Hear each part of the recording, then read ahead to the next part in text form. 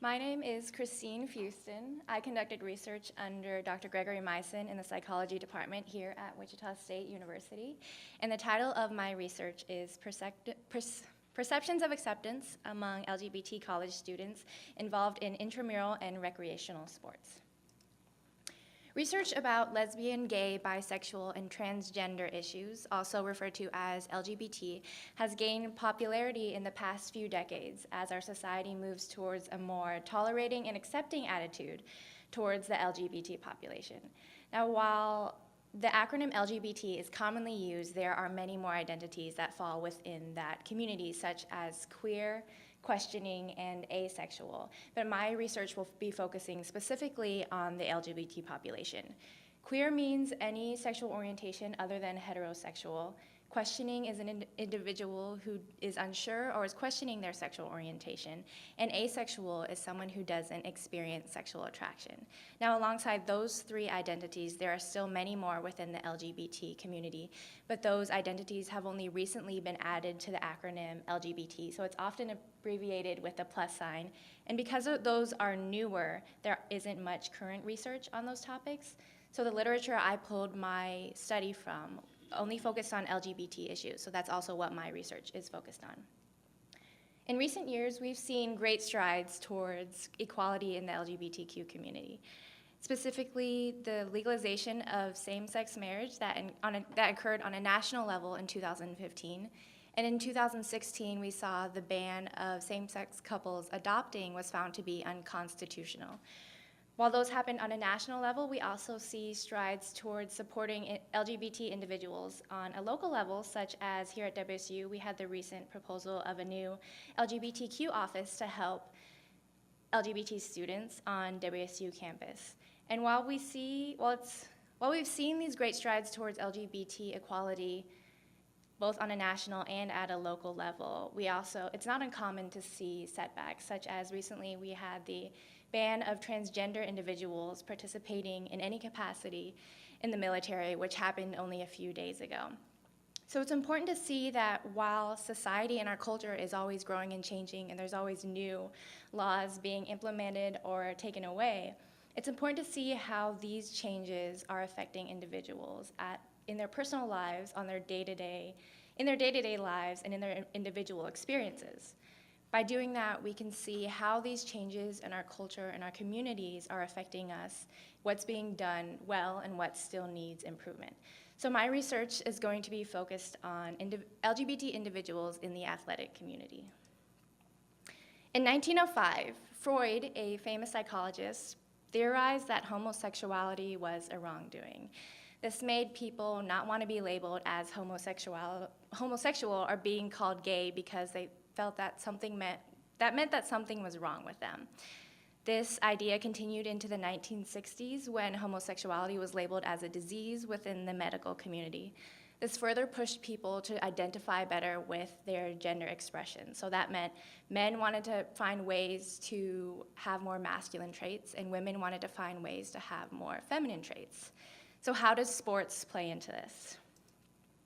Sports gave people a good opportunity to build those traditional masculine traits such as aggression, violence, and leadership.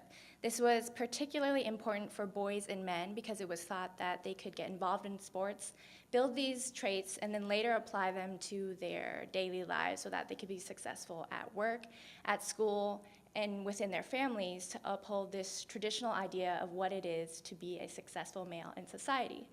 Now, while sports were thought to help build and foster these masculine traits, this didn't stop women from wanting to participate, and it didn't stop them from participating and creating their own sports and getting involved.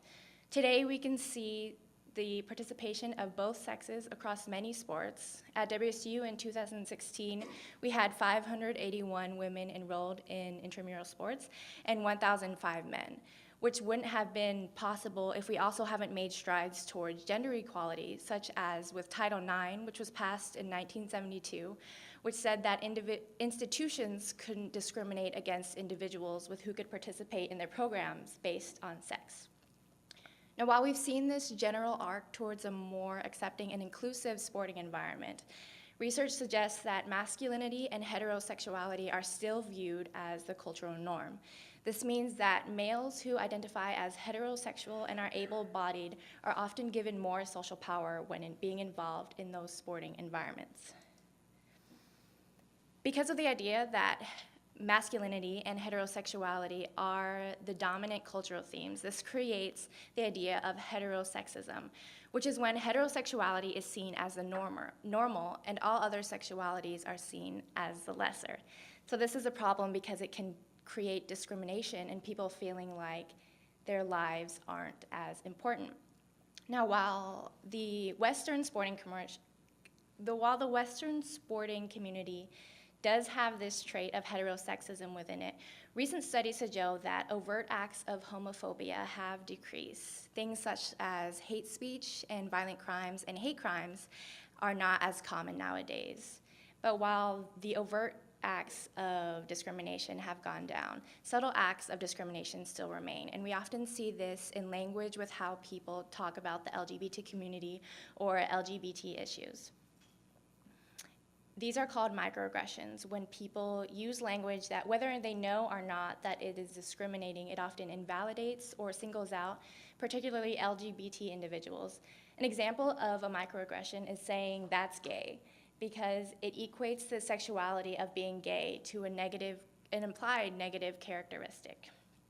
In 2013, the Gay, Lesbian, and Straight Education Network did a study that showed that LGBT students are still underrepresented in extracurricular sports.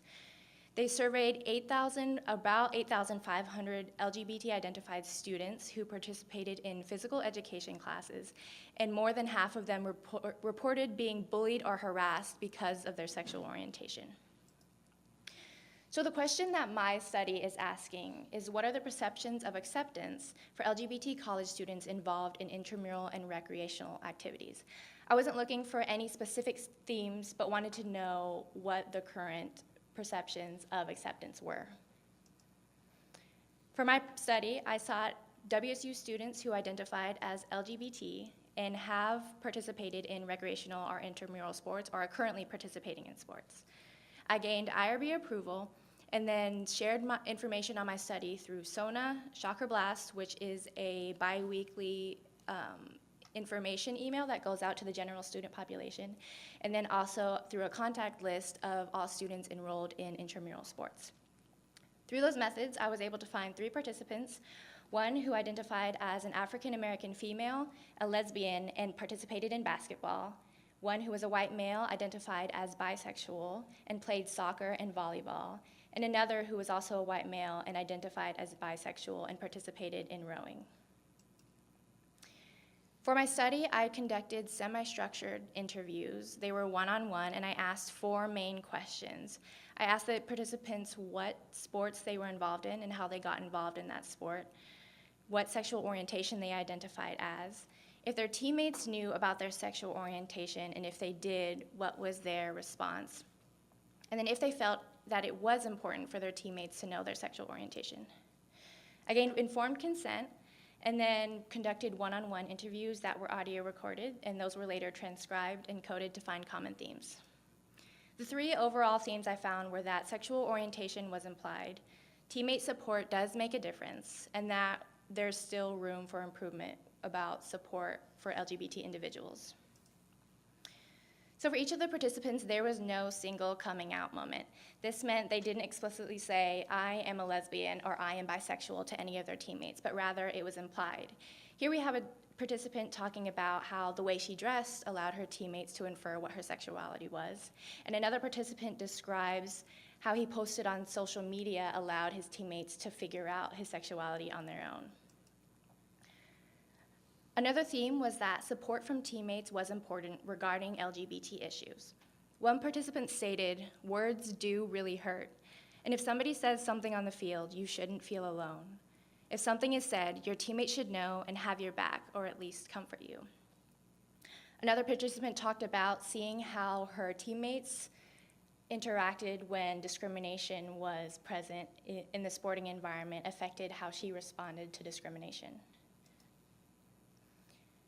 The last theme was that there's still room for improvement regarding the support of LGBT individuals.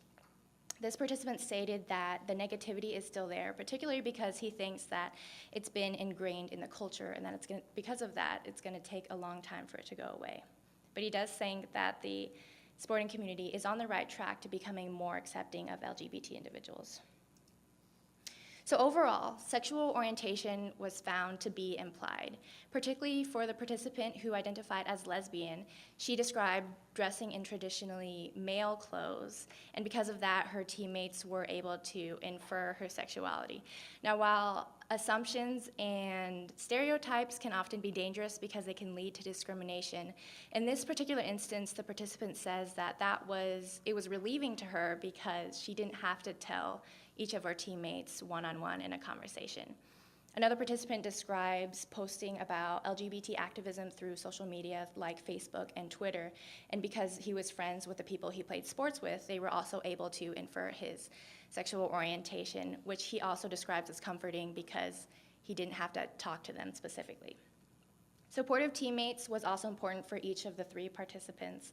It gave them a sense of security, which was especially important when the LGBT participants felt that they were being discriminated against. And overall, each of the participants said that their experience within the sporting community was generally accepting of them and their LGBT identity, but that they still felt there was room for improvement, especially in the area of microaggressions and those language and phrases that are hurtful, such as "that's gay." The limitations of my study was that there was a small sample size of only 3 people, which means it may not be generalizable to a larger public or a larger population. Each of my participants was between the ages of 20 and 23, and they were all involved in sports only at WSU, so that might mean my results were affected by WSU's policies and procedures, and that these were only specifically experiences of young adults, which is not reflective of older adults. There was also a lack of response from the total number of people I contacted, specifically within intramural sports.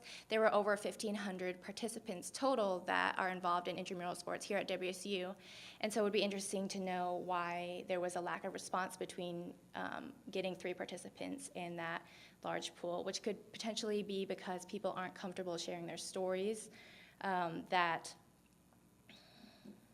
that I didn't specifically disclose my own sexual orientation within when I was sharing information about my study, so that might affect whether or not participants were more comfortable in sharing their own stories in a one-on-one interview. And also, some students just don't check or respond to their emails. There was also limited diversity in sexual orientation, race, and gender. I did not have a transgender individual that I interviewed, so and then I only had 1 African-American participant and 2 white participants. And this study was not inclusive of other queer identities. Future research could include research on individuals who participate in sports in outside communities, not just on a college campus. Older adults, inclusion of other LGBT identities within the LGBT+ community. And then I would personally like to do more research that focuses on ethnicity and race and how that affects people's experiences. These are my references.